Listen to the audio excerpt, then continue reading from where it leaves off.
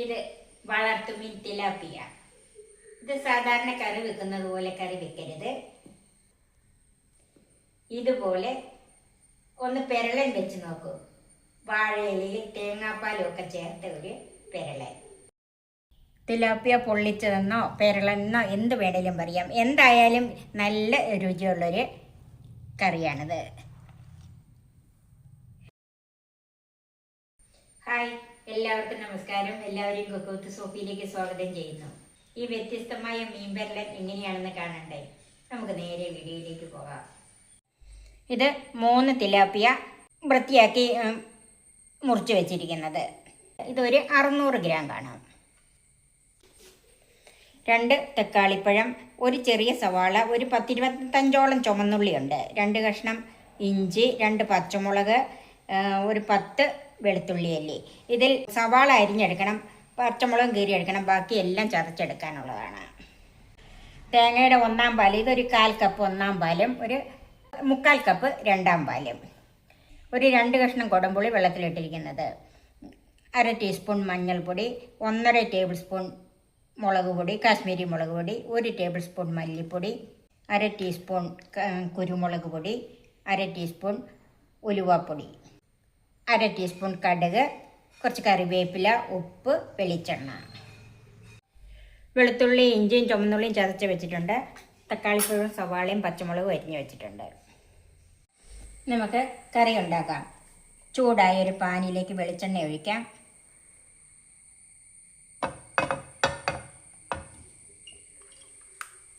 ഒരു 2 table spoon വെളിച്ചെണ്ണ ഒഴിച്ചിട്ടുണ്ട്. കടുക് ചേർക്കാം.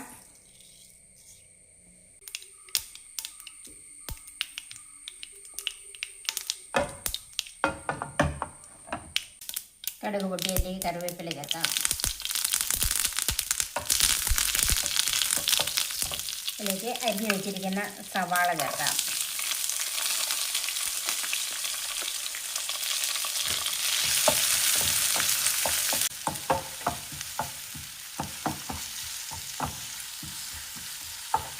സവാള ഒന്ന് വാടിയിട്ടുണ്ട്.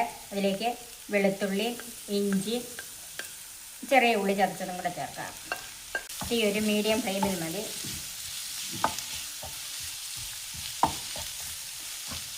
ഇഞ്ചിയും വെളുത്തുള്ളിയൊക്കെ ഒന്ന് നന്നായിട്ട് വാടി പച്ചച്ചൊവയൊക്കെ ഒന്ന് മാറി കിട്ടണം.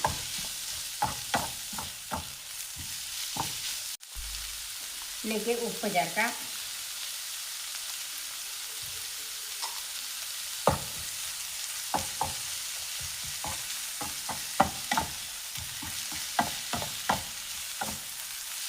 ഇഞ്ചിയും വെളുത്തുള്ളി സവാള എല്ലാം നന്നായിട്ടൊന്ന് വഴന്ന് വന്നിട്ടുണ്ട്. ഇനി തീ കുറച്ചിട്ട് പൊടികൾ ചേർക്കാം.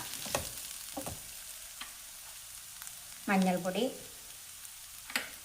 മല്ലിപ്പൊടി, മുളക് പൊടി, കുരുമുളക് പൊടി, ഉലുവാപ്പൊടി. ഇത് തീ കുറച്ച് വെച്ചൊന്ന് വഴറ്റിയെടുക്കണം. കുരുമുളക് പൊടിയും പച്ചമുളകും മുളക് പൊടി എല്ലാം കൂടെ ചേർക്കുന്നുണ്ട്. അതുകൊണ്ട് സാമാന്യ എരിവുണ്ട്. പൊടിയുടെ പച്ചമണമൊക്കെ ഒന്ന് മാറി കിട്ടണം.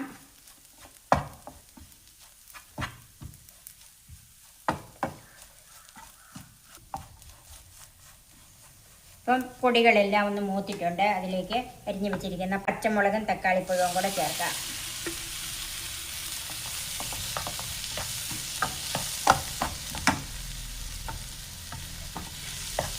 ഈ തക്കാളിപ്പഴം ഒന്ന് വെന്തുടയണം.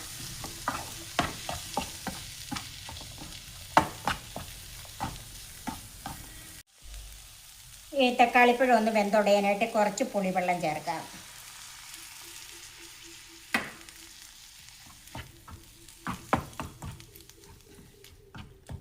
തീ ഒരു മീഡിയം ഫ്ലെയിമിൽ വെച്ചാൽ മതി. നമുക്കിത് വെന്തുടയുന്ന വരെ ഒന്ന് അടച്ചു വെക്കാം. ഇടയ്ക്കൊന്ന് ഇളക്കി കൊടുക്കണം. നമുക്കിതൊന്ന് നോക്കാം. ഇപ്പം തക്കാളിപ്പഴമൊക്കെ നന്നായിട്ട് വെന്തുടഞ്ഞിട്ടുണ്ട്. ഇനി അതിലേക്ക് ബാക്കി വെച്ചിട്ടുള്ള പുളിയും വെള്ളവും കൂടെ ചേർക്കണം.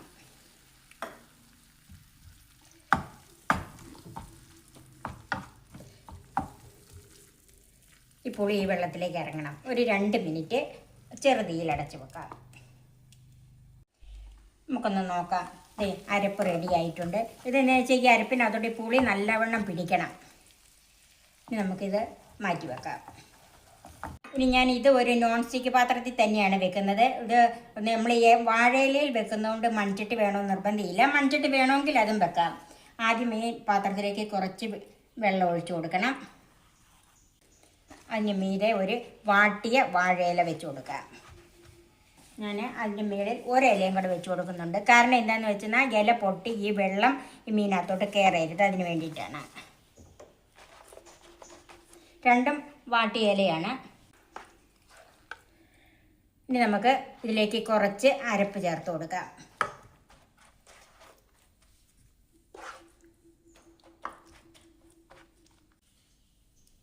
ഇനി ഇതിലേക്ക് മീൻ വെച്ച് കൊടുക്കാം.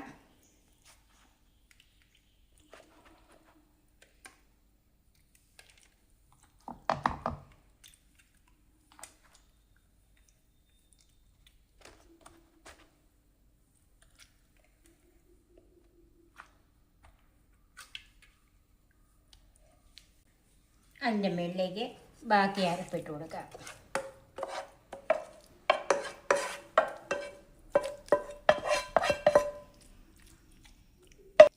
നന്നായിട്ട് നേരത്തെ ഇട്ട് കൊടുക്കണം.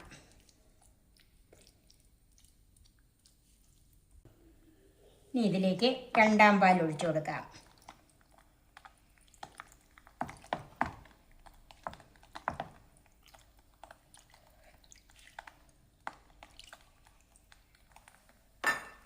ഇത് ഇങ്ങോട്ട് മറിഞ്ഞ് കിടക്കണ്ടല്ല, അത് ഇങ്ങോട്ട് മാറ്റി വെച്ച് കൊടുക്കണം, അല്ലെങ്കിൽ ചിലപ്പം തീ കത്താൻ സാധ്യതയുണ്ട്. നമുക്ക് ഒരു വാഴയില കൊണ്ട് ഇത് മൂടി വെക്കാം. ഇത് വാട്ടിയിട്ടില്ല കേട്ടോ. അതിൻ്റെ മേളിൽ അടപ്പ് വെച്ച് കൊടുക്കാം. ഇനി ഇത് ഹൈ ഫ്ലെയിമിൽ ഇട്ട് കൊടുക്കാം, ഒന്ന് തിളച്ച് കയറുന്നത് വരെ. അത് കഴിയുമ്പോഴത്തേക്കും ലോ ഫ്ലെയിമിലിട്ട് വേണം ഇത് വേവിച്ചെടുക്കാൻ. ഇപ്പോൾ ഒരു 15 മിനിറ്റ് കഴിഞ്ഞ് ഇതിപ്പോൾ ഇങ്ങനെ ഈ ഡബിളായിട്ട് വെച്ചുകൊണ്ടാണ്, നമ്മൾ അധികം തീയും കൊടുത്തിട്ടില്ലല്ലോ, അതുകൊണ്ടാണ് 15 മിനിറ്റ് എടുത്തത്. ഇനി നമുക്കിതൊന്ന് നോക്കാം.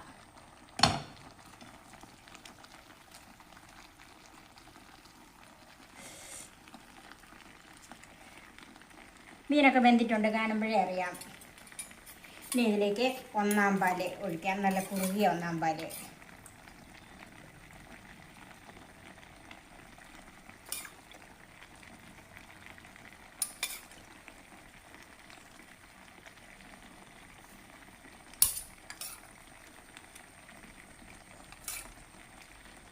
ഞാനൊരു 2-3 ടേബിൾ സ്പൂൺ മാറ്റി വെച്ചിട്ടുണ്ട്, മുഴുവൻ ഒഴിച്ചു കൊടുത്തിട്ടില്ല.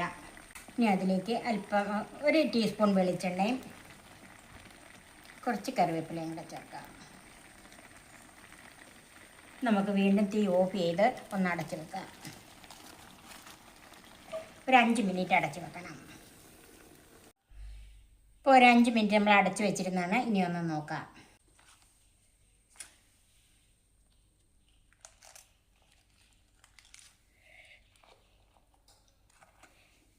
തിലാപ്പിയ പൊള്ളിച്ചത് റെഡിയായി. ഇത് ചോറിൻ്റെ കൂടെയോ ചപ്പാത്തി എന്തിൻ്റെ കൂടെ വേണേലും കൂട്ടാം നമുക്ക്. തിലാപ്പിയ പൊള്ളിച്ചതെന്നോ പെരളെന്നോ എന്ത് വേണേലും പറയാം. എന്തായാലും നല്ല രുചിയുള്ളൊരു കറിയാണിത്. വളർത്തു മത്സ്യങ്ങൾ ഇങ്ങനെ പൊള്ളിച്ചെടുക്കുന്നത് വളരെ രുചിയുള്ള ഒന്നാണ്.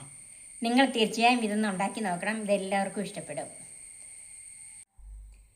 എൻ്റെ ഈ ചാനൽ സബ്സ്ക്രൈബ് ചെയ്യാനും ഫേസ്ബുക്ക് പേജ് ലൈക്ക് ചെയ്യാനും ഷെയർ ചെയ്യാനും കമൻറ്റ്സ് അറിയിക്കാനും മറക്കരുത്. പുതിയ പുതിയ വിഭവങ്ങളുമായി നമുക്ക് വീണ്ടും കാണാം. ഞാൻ സോഫി കുര്യാക്കോസ്.